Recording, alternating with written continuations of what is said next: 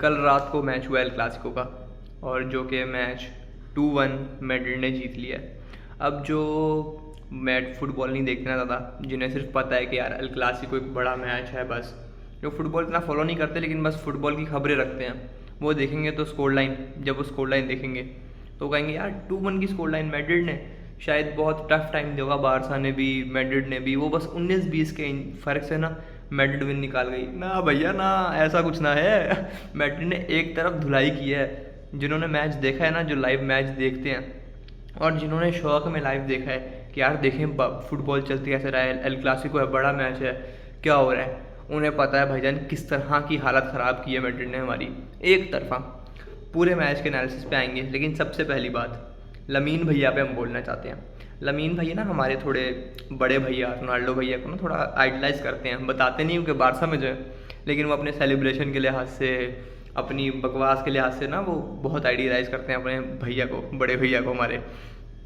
Point ये है कि रोनाल्डो ने जब इंटरव्यूज़ देते थे ना, ऐसे वॉक द टॉक वाले इंटरव्यूज़ देता था, उसके पास एक यूसीएल थी, ठीक है, उसके पास बैलन डोर था, उसके पास प्रीमियर लीग्स थी, तो अगले ने अचीव कर लिया था, ठीक है, चीज़ें अचीव की हुई थी, उसके बाद वो इंटरव्यूज़ देता था।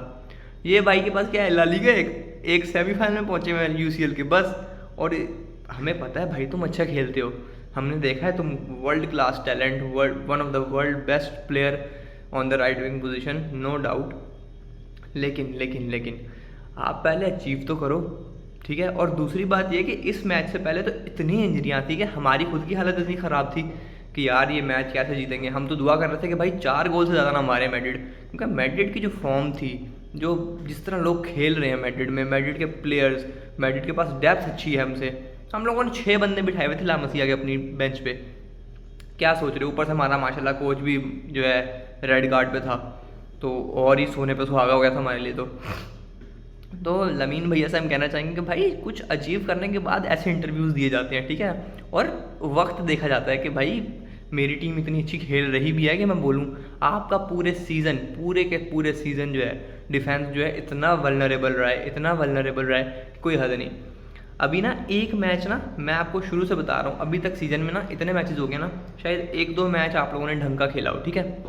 उनमें से कुछ मैचेस तो ऐसे हैं माशाल्लाह कि आप लोगों ने ना पहले हाफ में मिनिमम भी ना 5 गोल खा रहे थे। सेविला का मैच लगा लो, मैड्रिड का मैच लगा लो आज का, ठीक है। पीएसजी में तो आप छोड़ ही दो, आप लोग तो थे ही नहीं ग्राउंड में ना, ठीक है ना, वो लोग तो बस हवाओं से खेल रहे थे। तो आपने कोई मैच खेला है नहीं उस तरीके से, अच्छा अभी तक अच्छा मैच नहीं खेला। अक्टूबर ख़त्म हो गया अब, तो लमीन भैया को सिर्फ यही है कि भाईजान थोड़ा अपनी ना आवाज़ पे और अपने इंटरव्यूज़ पे कंट्रोल करें, ठीक है।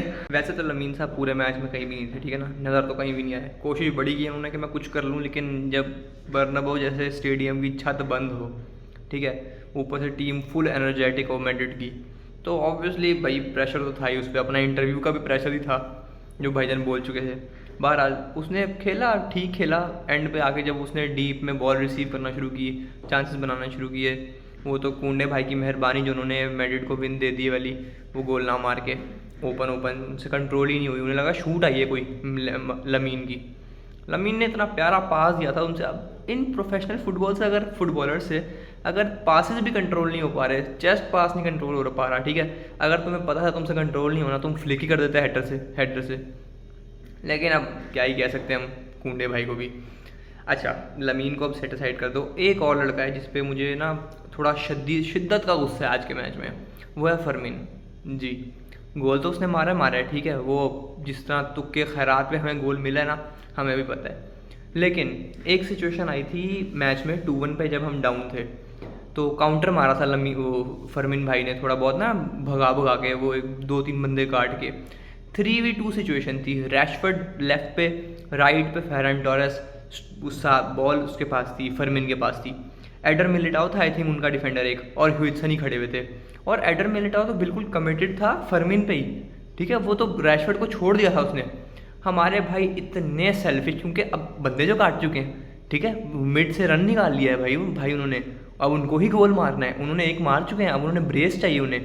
तो इतनी सेल्फिशनेस है इनमें कि इन्होंने भाईजान ने वो प्योर चांस मिस कर दिया, जिस पर मुझे तो शदीद गुस्सा है।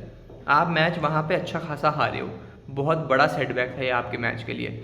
ऊपर से कुंडे भाई की तो पूरे सीज़न से फॉर्म नज़र आ रही है हमें, ठीक है, अभी से स्टार्ट हुआ है, तो मैं उसमें क्या ही बोलूँ, उसने क्या करना, वो खोल दिया उसकी साइड से विनी ने उसको। तो भाई कुंडे पे तो मैं अब कुछ नहीं बोल सकता, उसने तो वैसे भी बेड़ागर की हुआ है उसका पूरा सीज़न में।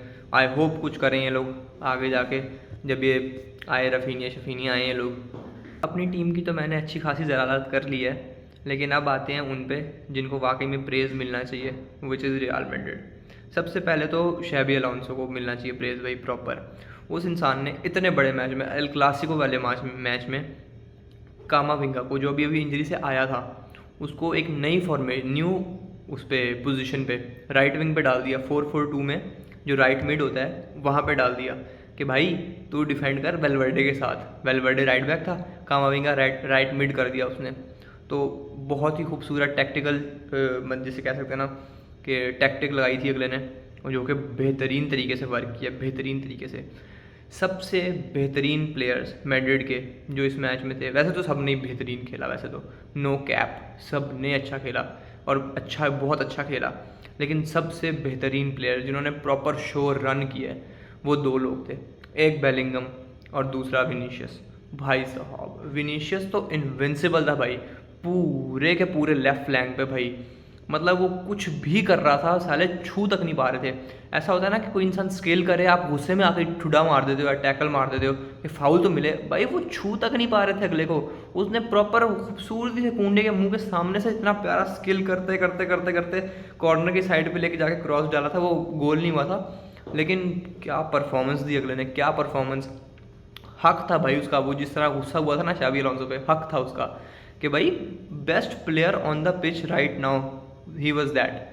मतलब सबसे बेहतरीन खेल रहा था। ऊपर से बेलिंगम भाई अभी इंजरी से आए हैं और ऑब्वियसली अब मास्टर स्ट्रोक डाल दिया उन्होंने, ठीक है, व्हाट असिस्ट, व्हाट अ गोल, क्या ही कह सकते हैं अब टैपिंगम कहो कुछ भी कहो, लेकिन यही चीज़ों की तो ज़रूरत होती है भाई एक टीम में, कि भाई एक शेडो स्ट्राइकर होना चाहिए, ठीक है। हम लोग बीट हो गए किससे, ह्यूस्टन से, वहाँ पीछे शेडो स्ट्राइकर खड़ा हुआ था आपका बेलिंगम, उसने मार दिया। यही ड्यूटी होती है, यही हमारे स्ट्राइकर्स ने कुछ नहीं किया आज, यही चीज़ करनी चाहिए थी। तो बेलिंगम की तो top notch performance, what assist यार, उसने जो बॉडी फेंट किया, टर्न अराउंड किया पैड्री को, ऊपर से उसको पता था, उसे पता था कि मैंने एक दफ़ा टर्न अराउंड कर लिया है, अब मेरे पास रनर्स होंगे। उसने बिना सोचे समझे बस एक बॉल डाली है जो डिफेंस लाइन को काट दे ऑब्वियसली, और फिर एम्बापे की क्लास जो है, फिर वो उसका क्या ही कह सकते हैं हम, व्हाट अ फिनिश। तो यही था आज के मैच का एनालिसिस। बहरहाल हाँ, और एक और चीज़, सब हो गया बात, ठीक है, लेकिन एक चीज़ जो मुझे और जो थोड़ी कंसर्निंग ये भी है कि हमारे अटैक पे कोई कुछ करता ही नहीं है। अगर रफीनिया ना हो तो मतलब इन लोगों की इंटेंसिटी इतनी बेतुकी गिर जाती है, इतनी बुरी गिर जाती है कि कोई हद नहीं, ठीक है। अब हमारे पास, हम बॉल रिसीव कर रहे हैं, हमारे पास पोजेशन है, एक इंसान फैरान, रैशफर्ड, लमीन में से कोई एक इंसान जो रन निकाल रहा हो, या फरमीन क्योंकि नंबर 10 खेल रहा था ना, तो उसे चाहिए था कि एक डमी रन निकाल दिया, कुछ कोई हिल नहीं रहा था यार अपनी पोजीशन से। तो आपने क्या खाक चांसेस बनाने थे।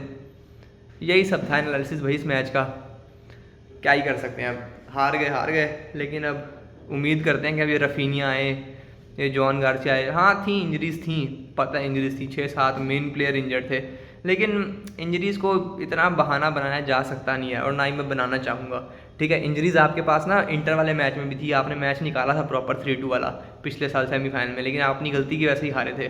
तो इंजरीज़ थी, लेकिन इस मैच में भी आपने अपनी गलती की वजह से ही हारे हो, और ऊपर से ड्रॉ भी मिस किया है, वो फरमिन का मिस, और 100%। तो यही था आज के लिए, और क्या ही, अब कुछ रह तो नहीं गया मुझे मेरे ख्याल से बोलने को। तो तब तक के लिए आप लोग भी स्टे ट्यून्ड, स्टे ट्यून्ड।